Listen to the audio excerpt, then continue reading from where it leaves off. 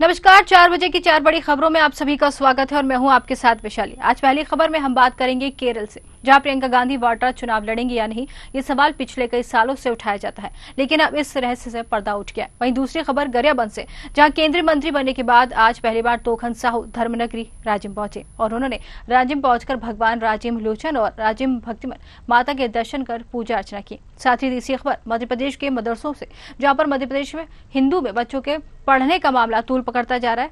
चौथी और आखिरी खबर मुरादाबाद से है, जहां संबल से सपा जिया और रहमान वर्ग के सांसद बनने के बाद खाली हुई मुरादाबाद कुंदरकी विधानसभा सीट के उपचुनाव को लेकर बड़ा बयान सामने आया है। आइए देखते हैं क्या है पूरा मामला।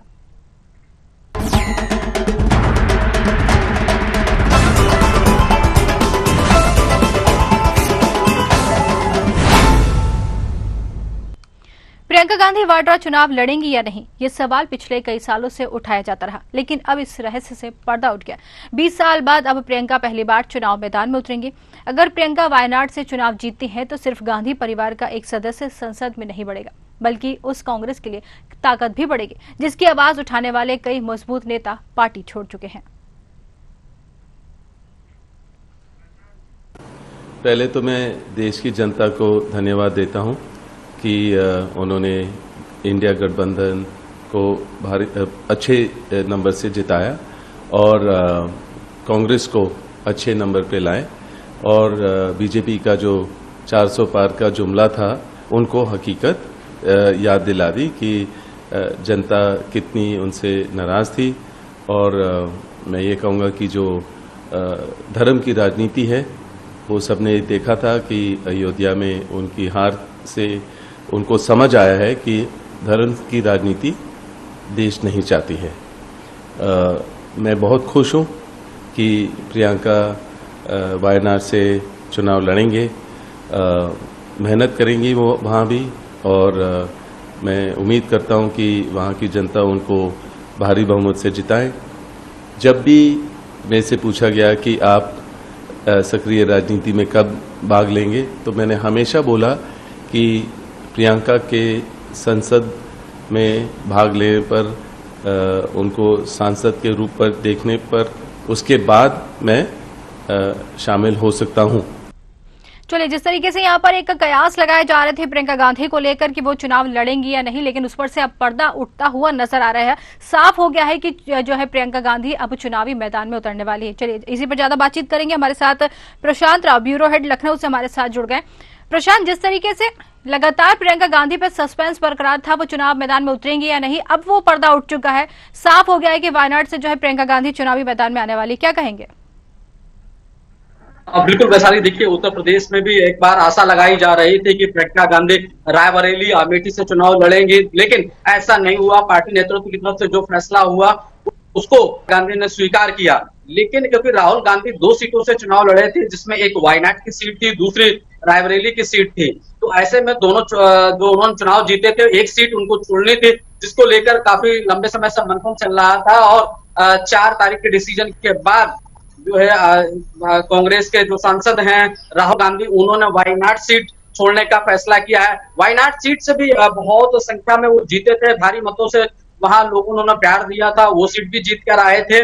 और जब वो पहली बार यहाँ अमेठी हारे थे 2019 में, तब वायनाड सीट से भी वो जीत चुके थे। तो वायनाड का उनको हमेशा प्यार मिलता आया है। तो ऐसे में वायनाड सीट अब जो है वहां प्रियंका गांधी चुनाव लड़ेंगे। उपचुनाव वहां प्रियंका गांधी के नेतृत्व में होगा और प्रत्याशी प्रियंका गांधी होंगे। पार्टी शीर्ष नेतृत्व की तरफ से फैसला किया गया है, गांधी परिवार से एक और मेंबर अब इस राजनीति में उतरेगा। करीब 20 साल की सक्रिय राजनीति में प्रियंका गांधी चुनाव लड़ने जा रही हैं और निश्चित तौर से जिस तरीके से राहुल गांधी को वहां से प्यार मिला है जनता का, वैसा प्रियंका को मिलेगा। उनके पति जो रॉबर्ट वाड्रा हैं, उन्होंने देश की जनता का शुक्रिया अदा किया है, आभार जताया है।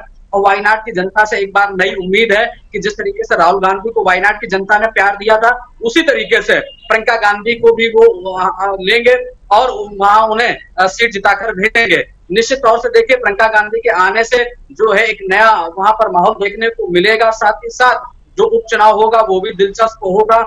विपक्ष के भी वहां पर तमाम जो है प्रत्याशी उतारे जाएंगे, अलग अलग तरीके के जो दल हैं वहां पर अपना अपना प्रत्याशी उतारेंगे।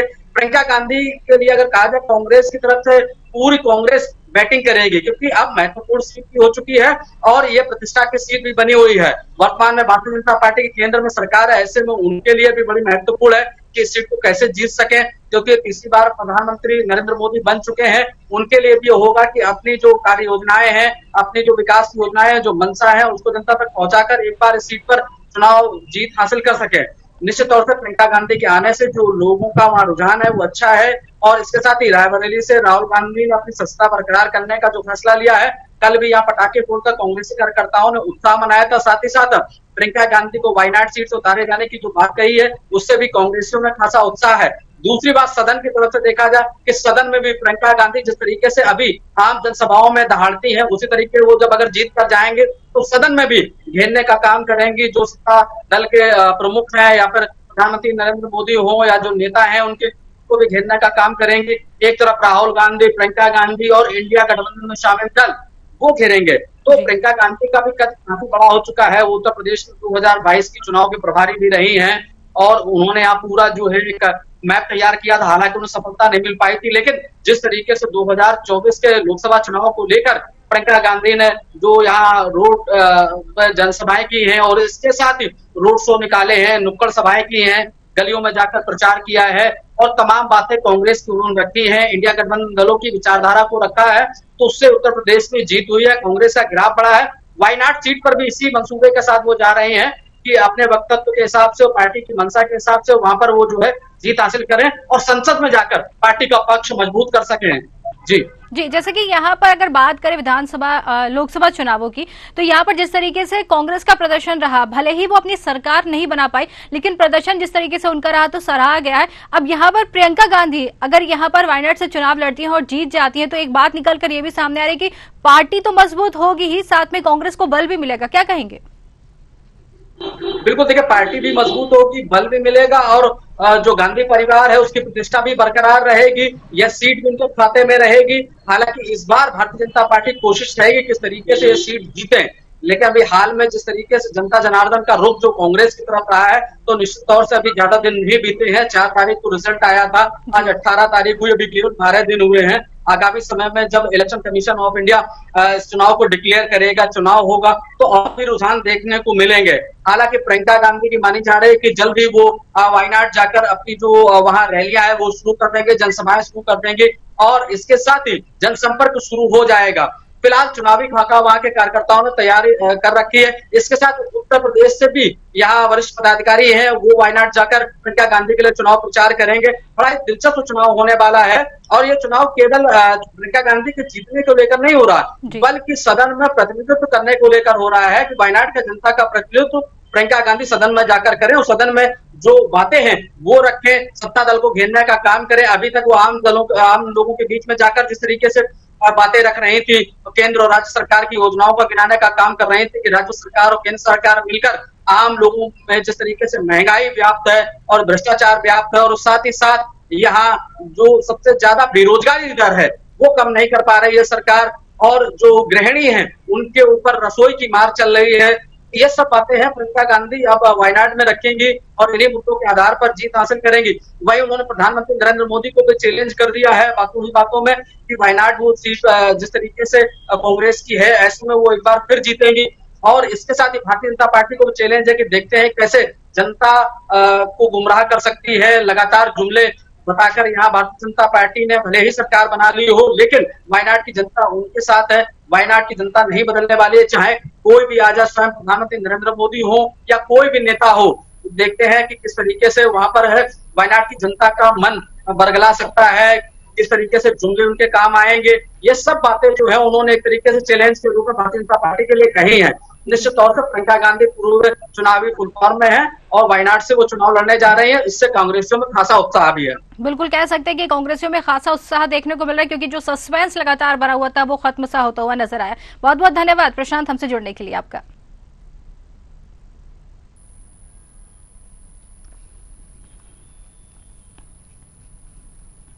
दूसरी खबर गरियाबंद जिले से है, जहां केंद्रीय मंत्री बनने के बाद आज पहली बार तोखन साहू धर्मनगरी राजिम पहुंचे और उन्होंने राजिम पहुंचकर भगवान राजीव लोचन और राजिम भक्तिन माता के दर्शन कर पूजा अर्चना की है। साथ ही प्रदेश की तरक्की और खुशहाली की कामना भी की। इस दौरान उन्होंने मीडिया से चर्चा करते हुए कहा कि राजिम पवित्र धार्मिक संगम स्थल तीर्थराज प्रयाग है और जनता की सेवा अच्छे से कर सके, इसी को लेकर आशीर्वाद लेने आए। साथ ही उन्होंने प्रदेश भर में कांग्रेस पार्टी के किए जा रहे प्रदर्शन को लेकर कहा कि कांग्रेस पार्टी और भूपेश बघेल विधानसभा और लोकसभा चुनाव में हार से बौखलाए हुए हैं और भ्रष्टाचार में डूबी कांग्रेस पार्टी को प्रदेश की जनता ने उखाड़ फेंका है और ये प्रदेश के नेता नहीं पाटन के नेता बनकर रह गए हैं।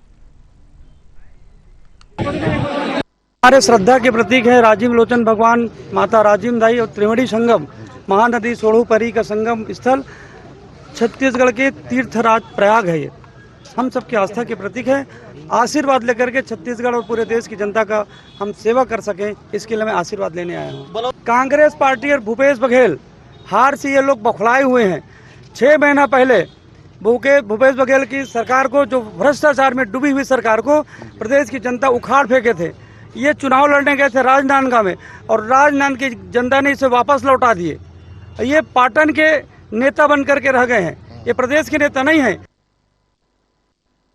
तो तोखन साहू धर्मनगरी राजिम पहुंचे और उन्होंने राजिम पहुंचकर भगवान राजिम लोचन और राजिम भक्तिन माता के दर्शन कर पूजा अर्चना की है।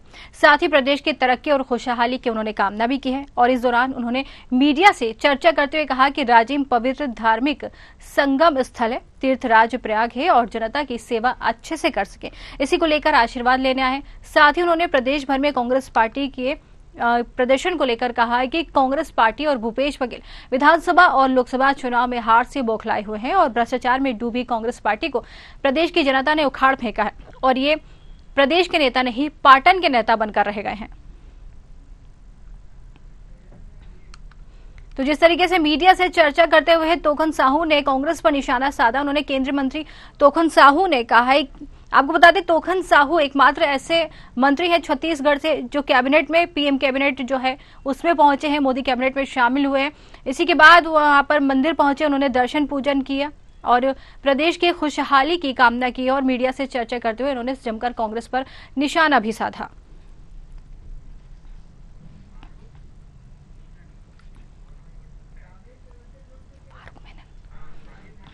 चलिए इसी पर ज्यादा बातचीत करेंगे, हमारे साथ फारूक मेनन फोन लाइन पर जुड़ गए हैं।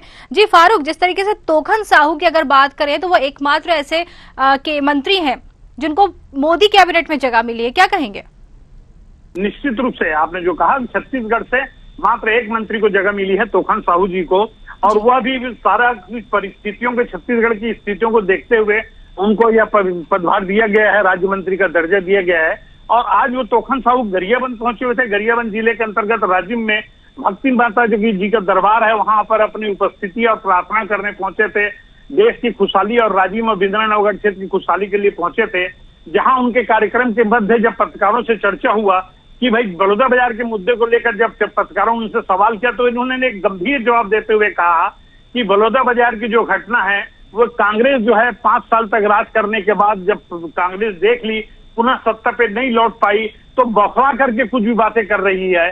और बड़ौदा बाजार की जो घटना है वो पूरी तरह से कांग्रेस और भूपेश बघेल पर उन्होंने आरोप मढ़ते हुए कहा कि भूपेश बघेल के ये जो हुआ है कृत्य, उसमें भूपेश बघेल का बहुत बड़ा हाथ है। यह आरोप लगाने के बाद अब छत्तीसगढ़ में पूरी तरह से राजनीतिक गरमा गई है और इसके बाद में तरह तरह के आरोप लगा रहे हैं। इसी मुद्दे को लेकर के जब हमने राज्यसभा के सदस्य, पूर्व सदस्य श्रीमती छाया वर्मा यहाँ गरियाबंद पहुंची तो उनका भी एक कार्यक्रम था, उनसे भी हमने कहा कि वे राज्य मंत्री तोखन साहू ने इस तरह के आरोप लगाए, आपका क्या कहना है?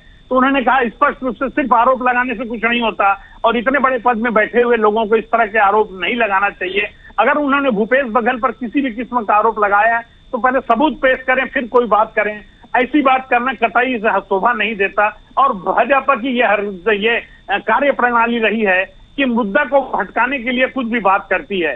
इस तरह से छत्तीसगढ़ की राजनीति पूरी तरह से गरमा गई है। इस बयान के बाद पक्ष और विपक्ष एक दूसरे पर आरोप प्रत्यारोप लगा रहे हैं और इसी तरह से आरोप लगा के बलौदा बाजार की घटना पे जो अब जो न्यायिक प्रक्रिया पे चली गई है जांच पर, उस पर बयानबाजी होने के बाद में काफी बवाल मचा हुआ है छत्तीसगढ़ में इस मुद्दे को लेकर के। जी फारूक, जैसे कि यहाँ पर तोखन साहू जिनको कैबिनेट में जगह मिल गई है, अब इसी के साथ छत्तीसगढ़, जो पूरे छत्तीसगढ़ की जनता का भी जो है इन पे पूरी तरीके से भरोसा है और पूरी जिम्मेदारी जो है बनती हुई नजर आ रही है तोखन साहू के ऊपर छत्तीसगढ़ की, तो अब ऐसे में कांग्रेस के लिए कितनी बड़ी जिम्मेदारी हो जाती है, कांग्रेस के लिए कितने बड़े यहाँ पर वो नजर आते हैं, क्योंकि एक बड़ी चुनौती के रूप में नजर आ रहे हैं तोखन साहू कांग्रेस के सामने। जी देखिए, बिल्कुल स्पष्ट रूप से है, 5 साल कांग्रेस ने राज्य किया था और कांग्रेस के राज्य करने के बाद में अब स्थिति आ गई है कि पूरी तरह से पलट गई है बाजी। लगभग 6 महीने पूर्व विधानसभा चुनाव होने के बाद भाजपा पूरी तरह से सत्ता नसीन हो गई और इसके बाद में जो लोकसभा चुनाव हुआ है, लोकसभा चुनाव में भी 11 सीटों में से 10 सीटों पर भाजपा ने कब्जा कर लिया है। इस तरह से देखा जाए तो एक तरह से भाजपा पूरी तरह से प्रदेश में और देश के केंद्र में दोनों जगह छत्तीसगढ़ में भाजपा शासन छाया हुआ है। अब रह जाती तोखन साहू की जो बात है, जो कहने की बात है, निश्चित रूप से राज्य मंत्री का दर्जा मिला है इन्हें छत्तीसगढ़ की ओर से और ये अपने आप में प्रभावशाली है और इनकी बातों का एक वजन भी होगा। हालांकि नया है ये, लेकिन निश्चित रूप से अनुभवशील है। एक तरह से ये कहा जा सकता है कि छत्तीसगढ़ पर जो भाजपा की सरकार है उस पर यहाँ पे तोखन साहू को नियुक्त करना, ये एक तरह से ये कहा जाएगा कि छत्तीसगढ़ के लिए बहुत बड़ी बात होगी और काफी कुछ केंद्र सरकार से ला करके छत्तीसगढ़ को राहत पहुंचा सकते हैं, चाहे वो आर्थिक पैकेज हो, चाहे विकास के मुद्दे हो, जो भी बात जो मांग हो गए वो केंद्र से ला करके छत्तीसगढ़ को बहुत बड़ी देन ये बना सकते हैं। बिल्कुल कह सकते हैं कि तोखन साहू जिस तरीके से छत्तीसगढ़ से चुनकर यहाँ पर मोदी कैबिनेट में शामिल हुए, कहीं ना कहीं छत्तीसगढ़ के लिए एक अच्छी खबर है तोखन साहू के रूप में। बहुत बहुत धन्यवाद फारूक हमसे बातचीत करने के लिए आपका।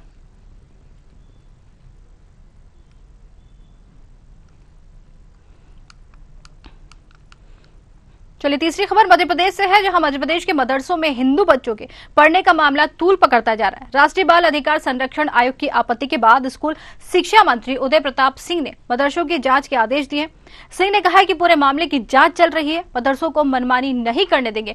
इधर जनजातीय कार्य मंत्री विजय शाह ने मुख्यमंत्री मोहन यादव से सभी सरकारी प्राइवेट स्कूलों और मदरसों में झंडा वंदन और राष्ट्रीय गान अनिवार्य करने की मांग भी की है। वहीं स्कूल शिक्षा मंत्री ने कहा है कि मध्य प्रदेश में मदरसों की मनमानी नहीं चलेगी। मदरसों में हिंदू बच्चे पढ़ रहे हैं, इस मामले को लेकर जांच कराई जा रही। मदरसों में 9,000 से ज्यादा बच्चों की संख्या पर उन्होंने कहा कि ये संख्या कम हो सकती है, लेकिन बच्चे मदरसों में पढ़ रहे हैं, ये उनकी जानकारी में है। इस पूरे मामले को लेकर विभाग को कहा गया है कि वे जांच कर रहा है, मदरसों को मनमानी नहीं करने देंगे। मदरसे सरकारी गाइडलाइन के अनुसार पाठ्यक्रम पढ़ाएं, यह सुनिश्चित किया जा रहा है। चलिए इसी पर ज्यादा बातचीत करेंगे, हमारे संवाददाता भोपाल से सत्यम शर्मा हमारे साथ जुड़ गए। सत्यम, जिस तरीके से मदरसा जो है, मदरसों को लेकर हमेशा ये मामला तूल पकड़ता रहता है, मदरसों को लेकर मामला सामने आता रहता है, अब हिंदू बच्चों के पढ़ने का मामला यहाँ पर तूल पकड़ता जा रहा है। हिंदू बच्चों को आखिर मदरसे में किस तरीके की पढ़ाई करवाई जा रही है? देखिए वैशाली, मदरसों की बात करें तो मदरसों को लेकर के अब हिंदू बच्चों की पढ़ाई जिस तरह से की जा रही, तालीम दी जा रही, उसको लेकर एक बड़ा मुद्दा बनता जा रहा है। ये कई बार जो राष्ट्रीय बाल आयोग है उसने रिपोर्ट मांगी थी, चाहे मदरसे हो चाहे लोक शिक्षण संस्थान हो, लगातार 1.5 साल से रिपोर्ट मांगी जा रही थी। उसके बाद रिपोर्ट नहीं दी गई, उसको लेकर अब रिपोर्ट दी गई। मदरसों ने जहां बताया कि 9,417 बच्चे पढ़ रहे हैं, वही 1,500 के करीब मदरसे चलाए जा रहे हैं। अब देखिए इसमें 2 धाराएं होती है। संविधान के अनुसार बात करें तो संविधान की 29 धारा कहती है कि जो नेशनल क्वालिफाइड होते हैं वही शिक्षण जो उनका एक क्राइटेरिया रहता है, उसी अनुसार से ही धारा 29 के तहत बच्चों को पढ़ाया जा सकता है।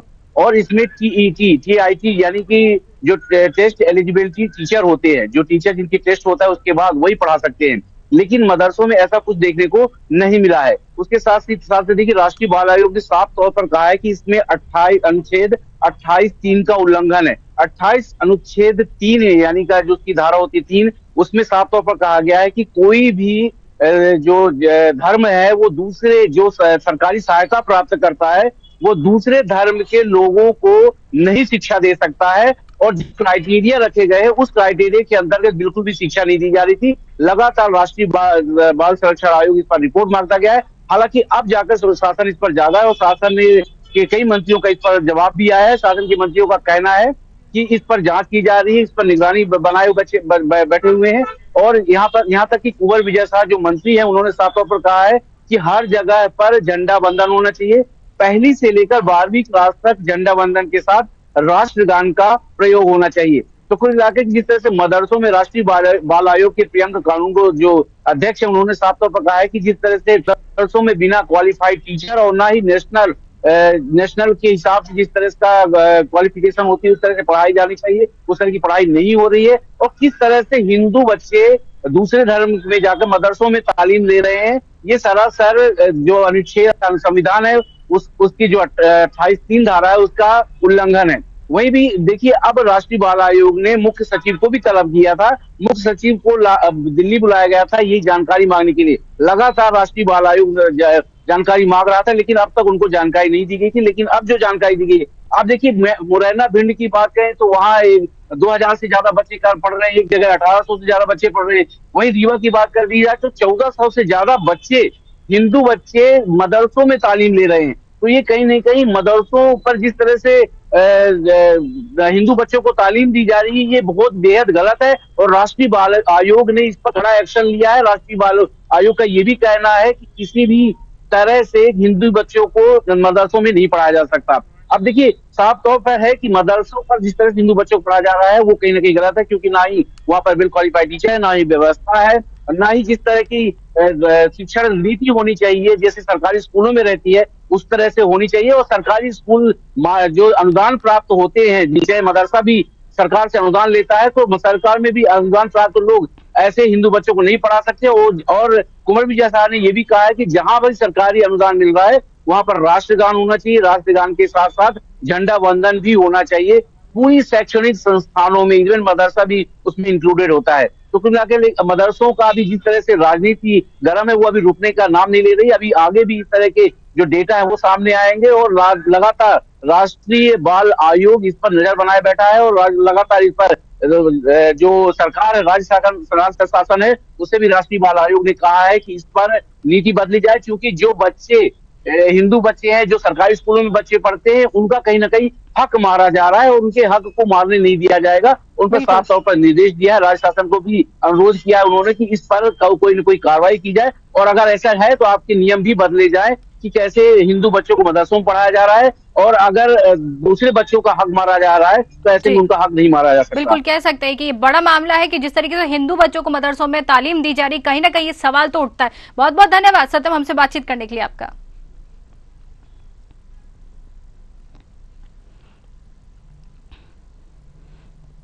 और चौथी और आखिरी खबर मुरादाबाद से है, जहां संभल से सपा से जियाउर रहमान वर्ग के सांसद बनने के बाद खाली हुई मुरादाबाद की कुंदर की विधानसभा सीट के उपचुनाव को लेकर डॉक्टर एसटी हसन ने बड़ा बयान दिया।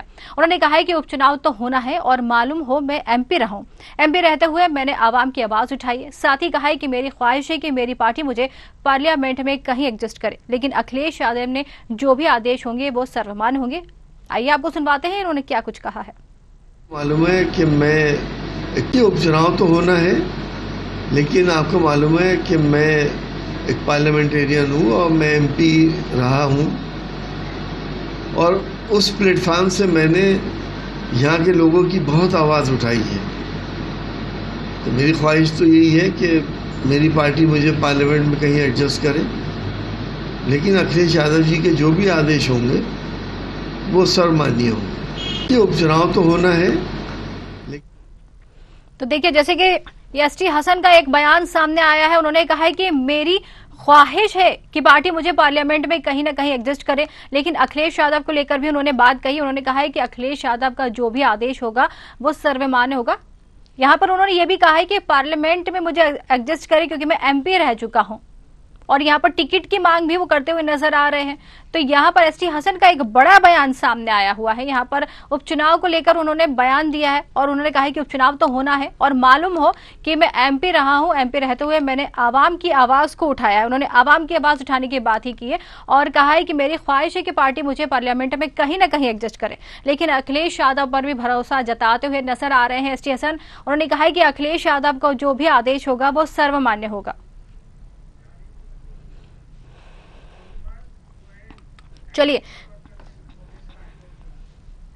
इसी पर ज्यादा बातचीत करेंगे। हमारे साथ हमारे संवाददाता मोहम्मद सुहेल मुरादाबाद से जुड़ गए। सुहेल, जिस तरीके से एसटी हसन विधानसभा उपचुनाव में पार्टी से टिकट मांगते हुए नजर आ रहे हैं। साथ ही उन्होंने कहा है कि पार्टी मुझे पार्लियामेंट में पहुंचाए। कहीं ना कहीं ये कहा है कि एडजस्ट करने की बात निकलकर सामने आई। उन्होंने ऐसा क्या कुछ जानकारी आ रही है? जी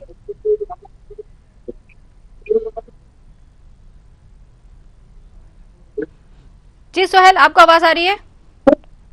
जी जी, जैसा कि संभल सीट से जियाउर रहमान बर्क ने अपनी सांसदी बचाई है, उसी के साथ साथ कुंदन की विधानसभा की सीट जो है वो खाली हो चुकी है, जिसको लेकर सपा सांसद एस के द्वारा ये बयान दिया गया है कि अभी पूर्व के चुनाव में उन्हें अखिलेश द्वारा रामपुर से लड़ने की बात कही गई थी, परंतु उन्होंने इसे नकार दिया था। परंतु अब उनके द्वारा बताया गया कि अगर पार्टी हाईकमान का आदेश होगा तो वो कुंदन से चुनाव लड़ेंगे।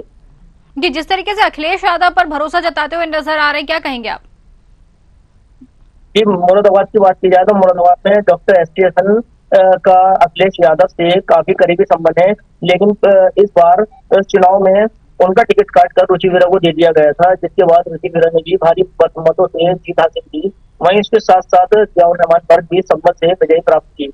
इसके साथ साथ जियाउर रहमान जिस सीट से विधायक थे वो सीट अब पुनः मतदान के लिए खाली हो चुकी है, जिसको एसटी ने अपनी दावेदारी पेश की है। बिल्कुल, दावेदारी यहाँ पर पेश करते हुए नजर आ रहे, साथ ही टिकट भी मांगते हुए नजर आ रहे। बहुत बहुत धन्यवाद सोहेल आपका हमसे बातचीत करने के लिए।